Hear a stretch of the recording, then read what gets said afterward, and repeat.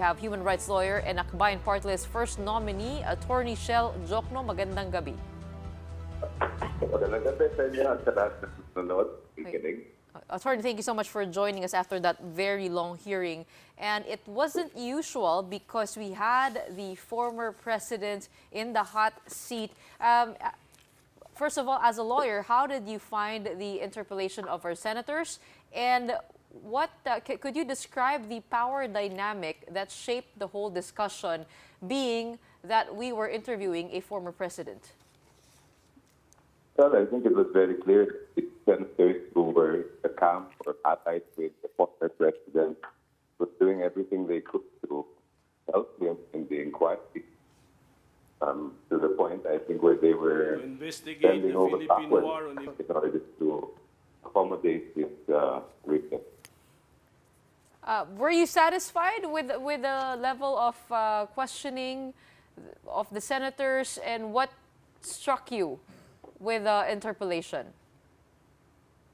Well, I was very happy with the question propounded by Rivero. Sorry, Attorney, you're coming in a bit choppy and we can't really understand what you're saying. Can we try the connection again? Sure. Okay, Attorney. It's better now? Yes, perfect. So much better. Thank you. Again, what struck you with the Senate hearing? Were you happy with the line of questioning of our senators? I was very happy with the questions propounded by Senator Risa Ontiveros. With respect to the others, it was, I guess, expected that they would propound those kinds of soft questions to the former president. So in short, it went pretty much how you expected it would. Yes, pretty much. What was very striking to me were the revelations made by the former president. One, that he encouraged the police to encourage criminals to fight back so that they could be killed. Mm-hmm. And second, that he himself had a death squad composed of civilians, or what he calls gangsters, to go after criminals. That to me, those two statements were very shocking. Okay, I also heard earlier on in the hearing, of course, the testimonies of the family of the drug war victims, some of whom I understand you represented. How did they take what happened over at the Senate Blue Ribbon Subcommittee hearing today? Were they satisfied with the turnout? I didn't represent any of the families who testified before. We did have a client of ours, a TJK survivor, who was present, but he was not able to testify. Mm-hmm. We were asked to submit an affidavit that we hope that he will be able to tell his story at the next hearing. Okay.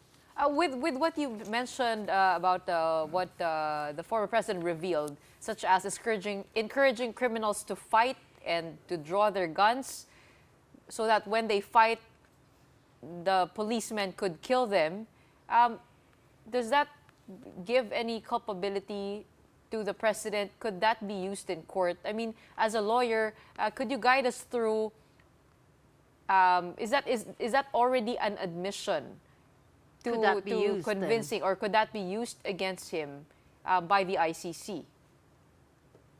If you take the totality of statements that the president is beginning from the campaign trail before he was elected, and then when he assumed the presidency up to today, and you put them all together, I think it's very clear that he enabled the war on drugs, the killings, that the thousands of people that were killed in the war on drugs, and encouraged the police to take the law into their own hands. And yet he still denies it. Several times today, he denied that he specifically ordered police to kill drug war suspects. So actually, it got confusing at some point because he would go off tangent, he would ramble a little bit. We never got clear answers. Yeah, For yes. instance, when Senator Ontiveros was pressing him about the death squad, about the setup and the structure of the death squad, he didn't give any clear answers. So us in media, we're also left a bit confused, right? So what can we do with his testimony, being that it was all over the place? There are portions of that testimony that can be used against him. Those were statements made voluntarily by him under oath, and that definitely is admissible evidence. But to me, the real connection that can be used against the former president is the circular that was issued by his PNP chief, now Senator Dela Rosa, which references his campaign promise to get rid of illegal drug statistics. That's basically the very first basis for Project Double Tax. And that appears in the circular itself. Attorney, speaking of that circular, there was quite a bit of back and forth between you and Senator De La Rosa over the circular number 16, no? He says his point being to neutralize does not mean to kill. It was not an outright order to kill these suspects. Did you buy that? No, I didn't. In the first place, he missed the point entirely. And this is really what is a bit frustrating about these kinds of inquiries. Because the tendency is to obfuscate what the issue. The issue really isn't what neutralize means Google. The issue is why use neutralize in the first place in a command circular initiating war on drugs campaign. When the job of police is not to neutralize, it is to arrest, gather evidence, and file cases. So the circular should have been limited to, I hereby direct you all to gather evidence, arrest, and prosecute, charge the people involved. The minute you give the police a term like neutralize, which has no legal definition, you are leaving it entirely up to them to interpret it. And as the General Gamboa admitted, within the military and within the police, when you say neutralize, it can include killing. Yes, So even if the Google definition is different, the real issue here is when you order a police officer mag-neutralize ka, you are leaving it entirely up to him to apply that definition when there's no definition at all in any circular or in any law. Are you not Now, why do satisfied? that? Go ahead. If your real purpose is to follow the law, then why include words like neutralize and negate? They are superfluous. For example, in the police report from Santa Ana, which we got a hold of, they repeatedly say the immediate apprehension and neutralization. Kung ang ibig sabihin lang nila ay manghuli, bakit pa nila dinagdag na dapat i-neutralize? And by the way, they kept saying, no, neutralize only means kill pag lumaban. But if you look at the circular, they never qualified the term. They just said neutralize. Kung ang ibig sabihin nila, neutralize pag lumaban, dapat nilagay nila sa circular yon. Well, I think that was explained later on after you guys had a back and forth, you and Senator Bato.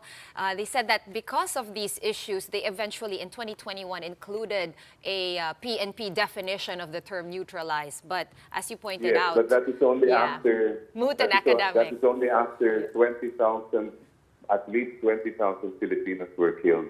They waited for more than 20,000 Filipinos to be killed before they put a definition. In the meantime, while they didn't define, they left the police entirely up to themselves. Bahala na kayo mag-decide kung anong ibig sabihin ng neutralization. Attorney Chel, it's one thing to say that these killings happened and another to point to the president as the one responsible. And Attorney Cristina Conti has said here that that is a challenge, linking all of this to the president's orders. Do you think that circular is very crucial in doing that? Does it have weight in this case? And do you think that after what we've heard in this hearing that we have enough? Or do you think there's a need for more hearings like these? I think that there is more than either before the international court or even in a prosecution in our country to implicate the president. But it's very clear that this policy would not have been implemented without this and without this pronouncement. You were also you were seated beside former Senator Leila de Lima. How was she? This was her first time being face-to-face with the former president. And kanina meron ding interpellation with her led by Senator Jinggoy Estrada, questioning her why she didn't file cases during her time as Justice Secretary. Kamusta naman siya after the hearing? How was her spirit? You know, I've always admired the guidance and my attitude for her increase even today with the hearing. I'm sure it must have been so difficult for her to sit almost right beside the person who was responsible for putting her in jail for 7 years on charges that turned out to be baseless and without any legal justification. It must have also been difficult for her to her composure, considering the kinds of questioning that were being asked of her. But I think she did a very good job. All right, we hope to have you here in person so we could converse with you longer and hear you better. But always a pleasure having you over on our show. Thank you very much for joining us tonight. That was human rights lawyer, Nakbayan Party List First Nominee, Attorney Chel Diokno.